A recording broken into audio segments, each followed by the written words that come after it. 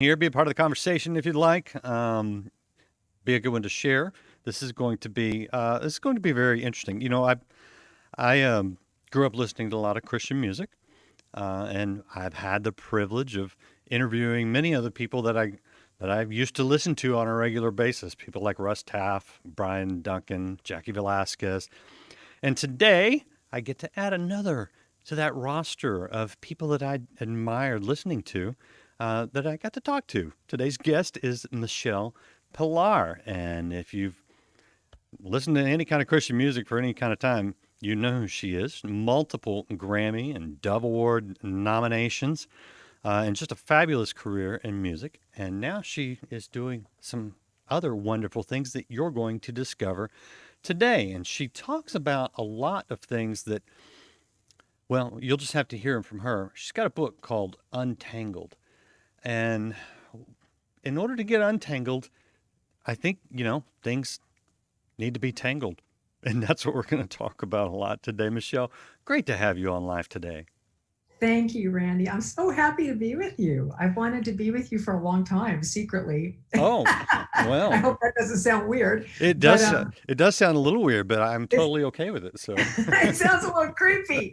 But all in good, in goodness. But yeah, I'm really happy to be with you today. So thank you so much for our time. well, and I appreciate you not just for doing the interview, but for being willing to tell the hard truth. And so I just want to turn the floor over to you, um, and let you tell it. And I know that we're doing it for a good reason, which is where you're at today.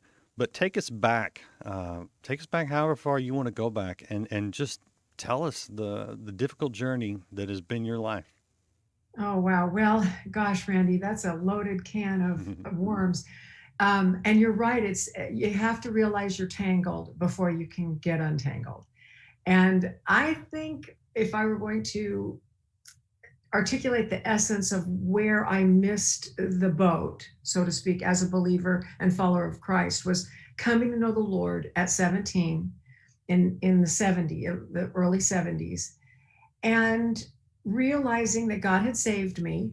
And for me, that was good news because I grew up in a home of alcohol. My mom and dad were both alcoholics, and I had to hide under the bed from my mom as a kid and all. Didn't really have a dad. So when I came to know Jesus, I mean, it was revolutionary in my life, like it is in all of our lives. But I think what I didn't understand is a salvation, although instantaneous restoration, takes a lifetime, and it's really can be painful, and it takes some hard work and some honesty.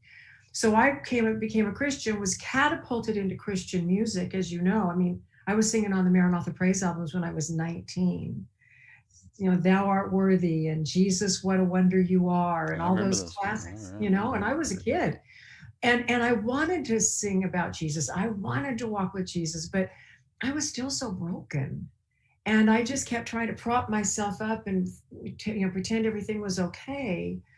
And what I didn't understand is none of us are okay, especially at first. And so that led to me falling really hard in 1985 after I'd had those Grammy nominations and out with Billy Graham and all that. I couldn't keep myself propped up anymore, Randy. And that led to me having an affair with a married man, which was absolutely not going to fix anything. It only made everything worse. And now I was in this pile of rubble.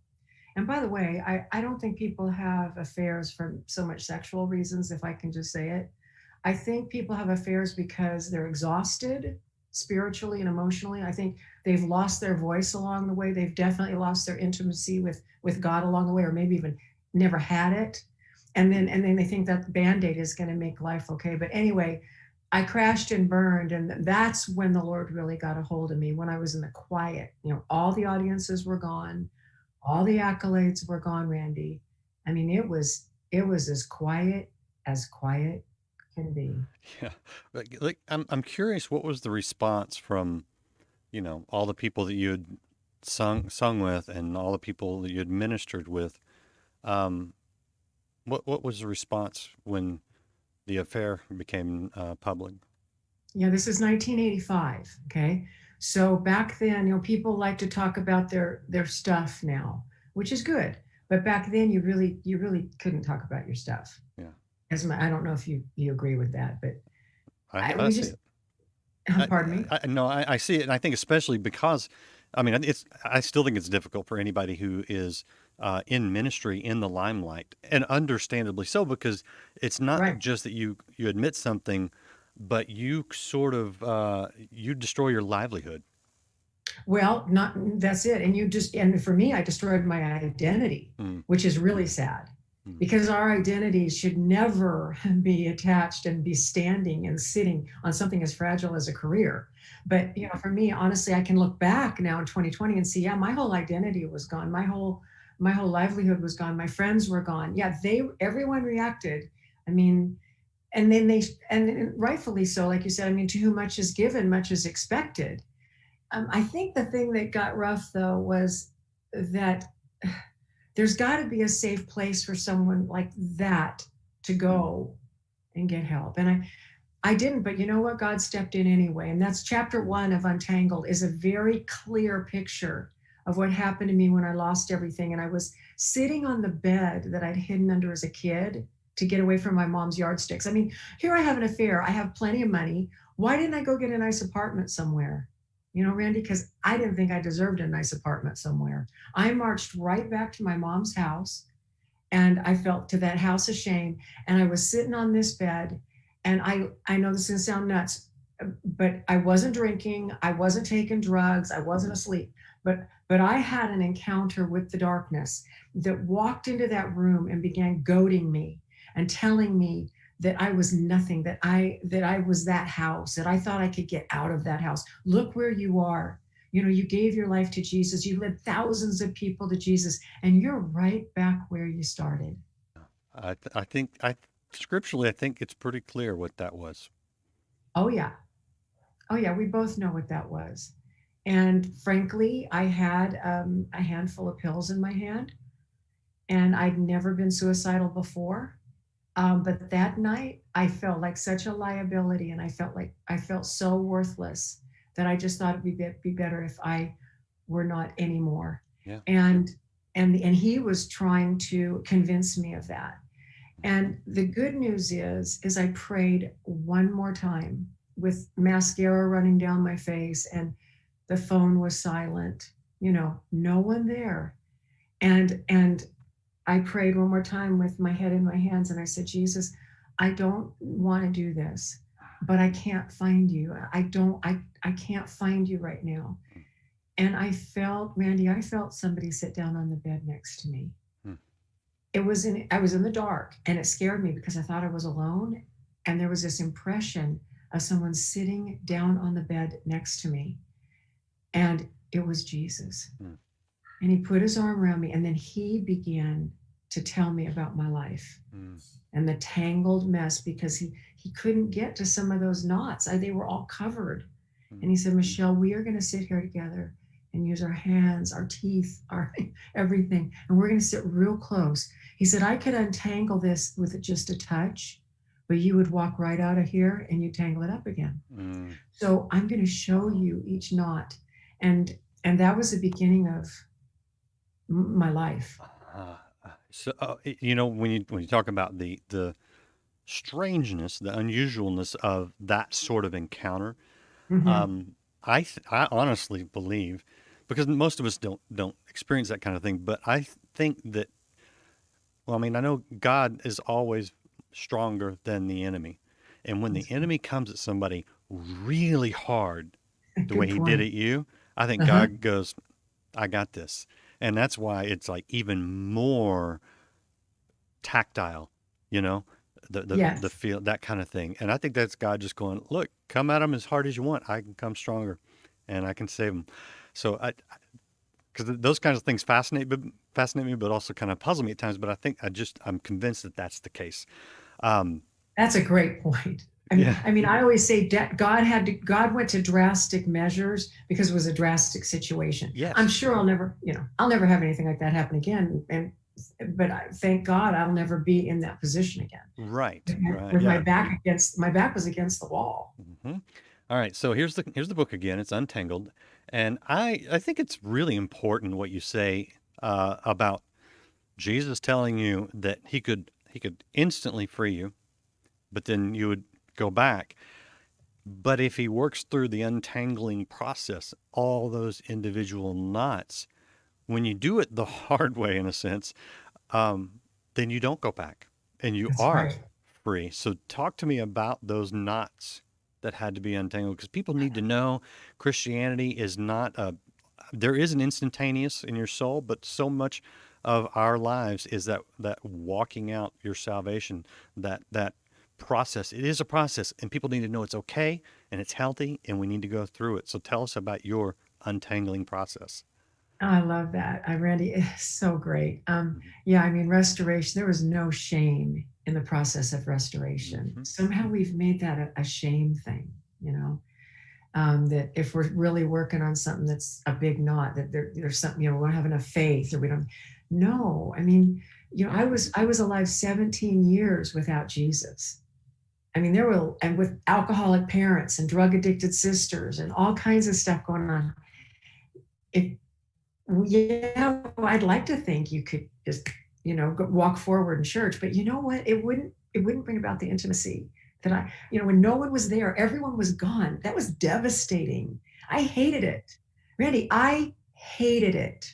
It wasn't like, oh, great, we're going to have a good time here. It was tough. I couldn't stand the silence. But I tell you what, I love going to church. I love my home group. But the good stuff that's happened to me has happened when I've been sitting alone, quiet with Jesus, and I pour out my heart and make a list of where it hurts, what was said. I began to make lists of what my mother did, what my mother said, and then I would go into the Word of God and I would bathe it with the truth. The Lord walked me through, you know, finding counter scriptures that went with the lies that I believed, and then bathing with that, and then sitting with Him and having Him touch it. And the good news is it doesn't take as long to get healed as it did to get broken. And I think sometimes people are afraid to, you know, even go there because, oh my gosh, I've been broken so long, it's going to be too painful. But you know, that's not how God works. He bathes it with the truth. He bathes it with His presence. But I think most of that happens individually because He only knows all those intimate parts of that tangling. And it can, some of it can happen in church, but it really happens with an intimate relationship with Jesus, just like the woman at the well. They had an intimate talk, and she said, He knew everything about me. And she said it in a good way, Right. you know. And then she, who was so shame ridden, she walked out, you know, strong and became an evangelist. Why? Because she'd been untangled by Jesus personally. And I just think there's not enough we can say about that. And you have to get good at it. It's not fun at first. You want to get up and take a call. You want to go. Remember, you got to go get dog food. I mean, everything will bombard you to steal that time away. But yeah, we sat together for, I'm telling you, it was like 15 years, as I was living my life out of ministry. Didn't think I'd ever be in ministry again.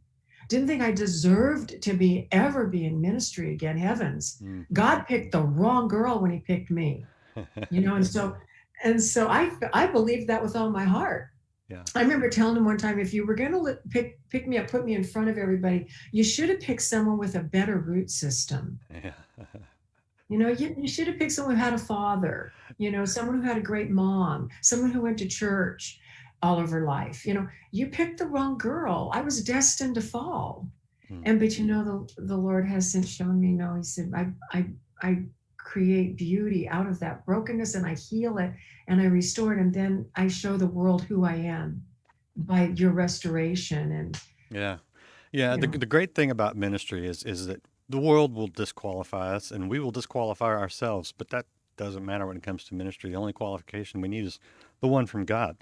And that's what He's done. But He needed to take you through the untangling process first. I want to go yeah, back to you talk about sitting with God. I think theologically that would be the Holy Spirit doing the work, if mhm, whatever. Um, yeah, and one of the names of God is Counselor, mm, and I mean what you described literally sounds like a therapy session, a counseling session. wow. What did you discover about yourself, and what did God tell you about yourself through some of that process? Well, that first conversation, I had it memorized for so many years. Everything he said, well, everything the enemy said, and then everything God said. Hmm. And when I really wrote it down for the first time, I simply did that so I would never forget it, because the years were ticking by and I didn't want to get foggy. So I didn't know I was writing chapter 1 of a book called Untangled. I just thought I was writing it down, but so I wouldn't forget. But yeah, the first thing he said is, by the way, you're not this house. You're not this house. You are my daughter. And I love you and you are beautiful to me. And that was a good starting point. Yeah. Yeah. Well, and so in your suicidal moment, what were you Yeah. telling yourself about yourself? Because that sounds like almost a counter argument. An affirmation sounds like God, but it's almost a counter argument to what was going on in your own head. Yeah. Well, by the way, as soon as he sat down next to me, the darkness was gone. Hmm. I remember it was kind of over in the far corner, and I'm going to be honest, I could see him. I can still picture what that darkness looked like. Hmm. And as soon as Jesus entered that space, and as soon as he sat down next to me, I remember kind of glancing up with my spiritual eyes, so to speak. I don't know how else to say it, Yeah. and just glancing up, and like the darkness was gone. Yeah. And Has to flee. it has to flee, and it was long gone. And like I said, then he began to counterbalance everything. What I had been telling myself is, just like I mentioned before, I remember the enemy, he looked at me and he said, you thought you could leave this house, but you are this house, and everything about it runs through your pathetic little veins. Hmm. Jeez. And he said, and where is your Jesus now? Hmm. Where is he? He didn't show up. He said, I'm the only one that showed up for the party. He said, I'm the only one who showed up for the party. He just couldn't make it.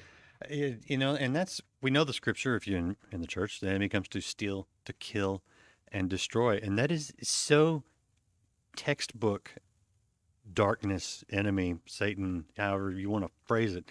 Yeah. And so God to come in and go, no, you're mine and I love you. Tell me what's happened since that, because that's a major turning point and that's a whole trajectory change for a life. Uh, what's been going on since that time?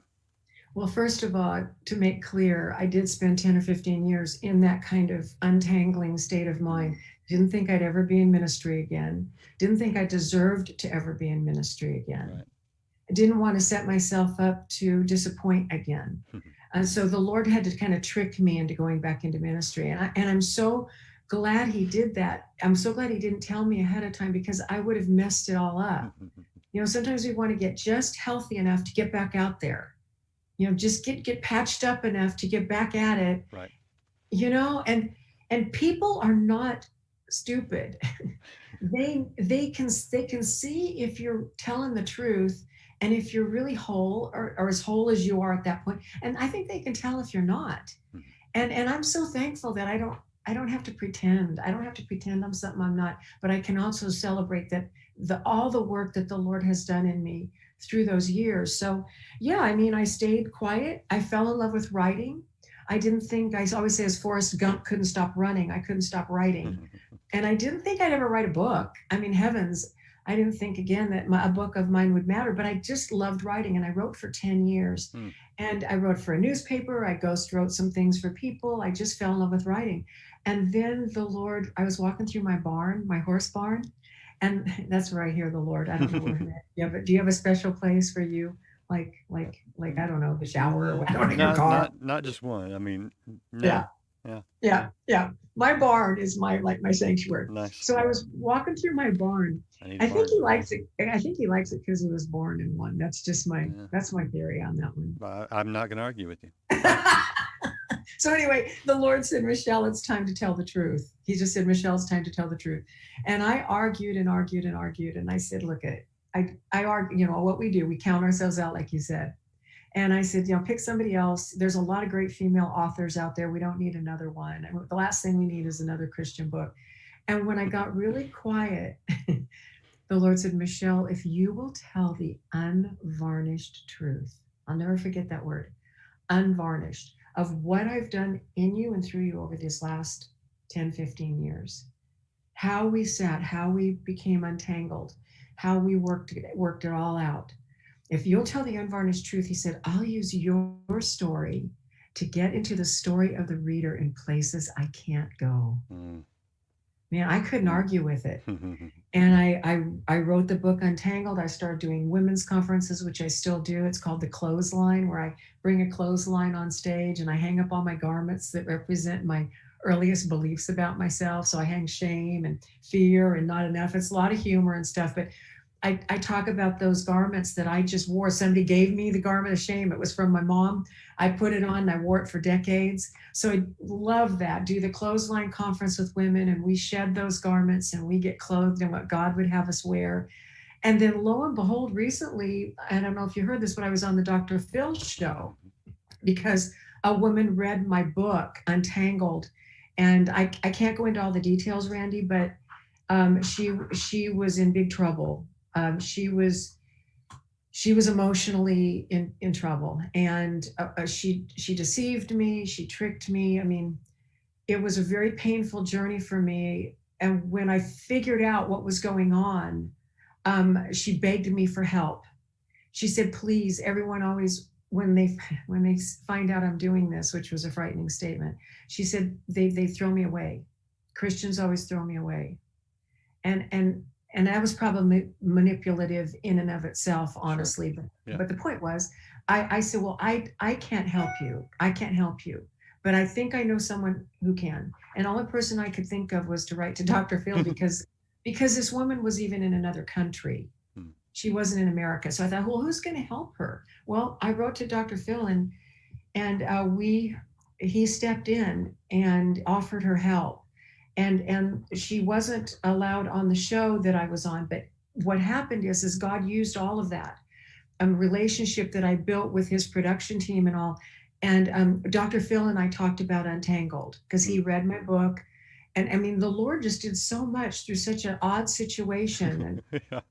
you know, Yeah. but he gave me free reign to talk about Jesus. And I remember saying, Dr. Phil, I can't talk about this without talking about Jesus. Are you sure that's okay? And he said, no, that I want you to talk about it. Yeah.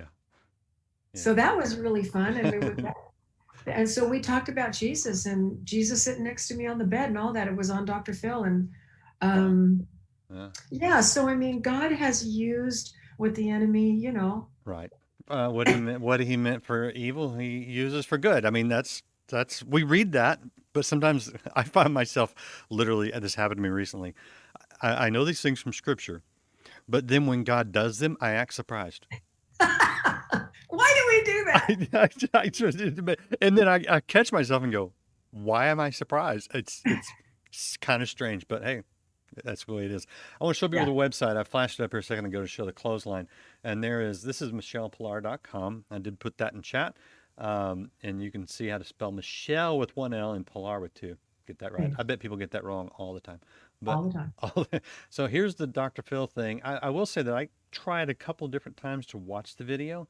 Uh-oh. And for some reason, yeah, I was being blocked. And I don't know. Maybe so. Well, If it doesn't work for people out there, it's not you, it's their site. yeah, if But you put Michele Pilar in the Dr. Phil website, yeah, most no, people I think read you the just story.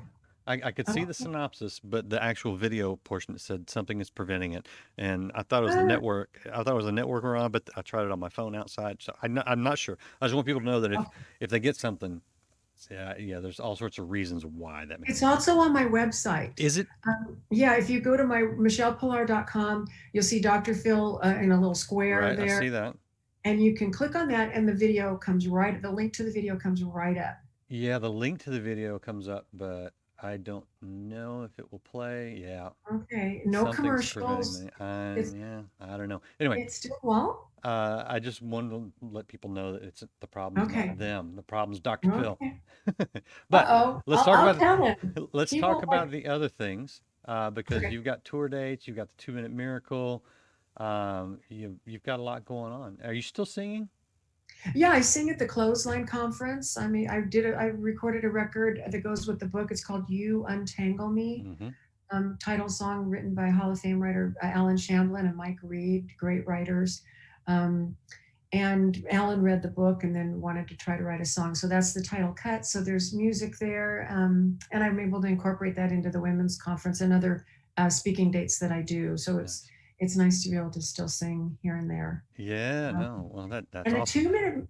the 2 minute miracle is on my Facebook page. Okay. And it's I've been doing that for 6 years. It's just a few minutes every morning on my porch of a scripture, and then we talk about it. And it's 6 years old, so there's tons of people that chime in with comments and real honest. Nice. It's a community of people that pray for each other, and it's good. If you feel alone and you want to dive into the word a little bit every day, just go to the 2 minute miracle. Oh, good. That's good. That's good. Now, what's happening as you're telling this story, telling your life story, Mhm. the tangle and the untangle? What kind of responses are you hearing from people? I hear relief. Mhm. Yeah. You know what I mean? It's kind of like I feel like the Lord basically was asking me to jump first. I almost felt like he's, you know, how he speaks to us in ways we understand. And he's like, Michelle, somebody's got to jump. Somebody's got to jump first with the truth and let people know that the truth will set them free, and that it's not as frightening as they might think, because we love to keep it covered. Now, you do have to show discernment. I mean, we have to be wise in who we tell our stuff to, Yeah. because not everybody has the capacity emotionally and spiritually to handle your stuff, Right. but God certainly does. And so, yeah, what I find when I tell the story, and people just find a relief in it. And I don't know where I ever adopted the bad theology that I had to protect God's impeccable reputation by by pretending him, you know? I mean, why do we do that? I guess to protect ourselves, right? Well, I grew up in a church that would say that, what would be the phrase? You're not shaming God. You're shaming the name, or you're causing others to stumble, which is scriptural. I get you. I get what you're saying, though. I'm curious about some of the relationships that were broken all those years ago. Yeah. Has God brought any restoration, both to those that were the broken relationships and the ones that just distanced themselves because they felt like they had to? Has there been any circling back? Absolutely. I mean, absolutely. A lot of that has happened. Mm. And, you know, people have actually even apologized and said, I'm sorry I didn't call you, when they read the book and they find out I was kind of at the end of my rope. And that makes them sad. I mean, Sure. you know, they wish they would have picked up the phone and said, but you know, again, God stepped in. And I think it was important that for me in my story, that I be alone with God Mm. and quit going to people for my help. I Mm. mean, but yeah, I've a lot of restoration, Randy, in all of that. And then they tell me their story. You Mm. know, then they tell me where they messed up, or you know what God did, what God has been doing in them since Mm. that time. And Mm. I think we're all a little smarter, a little Yeah. more gracious, Hmm. a little more honest about how God really works to restore people. And I think that's the bottom line. I think it's what people need to hear is that when you do come to God, it doesn't matter how tangled you are. He is a restorer. He is a someone who wants to untangle your mess, but restore you. And it's did you ever think that you would be this happy? That's a great question. No, I didn't think I'd ever be this happy or free. I didn't think I'd be in a good marriage. That's a whole nother story. And it's I handle that one in Untangled as well as my multiple marriages. I mean, Lord, when you're that broken, you can't pick someone who's unbroken for this to save your life. Mm. You're going to pick the same level of brokenness you are. And not that God can't heal all that. God can take two broken people and make it last forever. Hmm. But in my case, I had a couple of marriages that didn't work because it was just too broken. Hmm. And I always heard it takes two people to make a marriage. It only takes one person to end a marriage. Mm. And so yeah, now I'm happily married to a great man who loves the Lord. But thank God that, you know, God had done so much work in me so I could be attracted to goodness. Mm. I could be attracted to the things of God, and that would feel safe. And I didn't need the mayhem anymore. I didn't need to be addicted to mayhem. That's not exciting to me anymore. Right, right. So But there, yeah. I want to give you just the last word. What do you say to that person right now who is relating to you on so many levels, but they don't know quite how to get out of their mess. Yeah. I just say, God does it one thread at a time. Mm. You know, we want him to do it quickly, but you just take the next right step. You just take the next right step and you come to the Lord and you say, Lord, I need you. I'm making my own decisions and I don't want to do it anymore. Mm. And you completely surrender every day, not once, but you do it every day. And the Lord will begin to walk with you through that process. And that process will look like it's custom made for you, but you'll just draw close to God, and really you will find him and he will find you. He's just waiting for you to draw close to him, like I did on that bed. Wrap his arm around you and say, let me show you how we're going to do this. Mm. That's And so good. it'll be a really good, it'll be relief and freedom for you over time. Yeah, so good. I know a lot of people have enjoyed hearing you today, but I think there's a few people out there who really needed to hear you today. And this Mm. can be that turning point if you're that person. Maybe you know someone and they need to hear this. So you hit share, you tag them, label them, whatever it takes, get them to hear this message, because this is what you're seeing with Michele is what God wants to do in all of our lives. And he Mhm. can do it in anyone's life. I talk to too many people and hear this over and over to say anything else. God can restore. He can untangle. Michele, thank you so much for being here and sharing unvarnished truth. My pleasure, Andy. It's my pleasure being with you. And I appreciate all you guys out there watching. If you haven't followed or subscribed, do What do do that. you We'll have say more with the encouragement Lord? for you. And again, hit share. Check out Michele's book and her I website, confess my michellepillar.com, right there. And of course, the book No you can pick longer up will I rely Untangled upon wherever my you goodness, get books. upon my Go get that. personality. Share it with somebody. We'll see you again next time here on Life Lord, Today Live. I just come as a bankrupt sinner, saying, Lord, have mercy on me.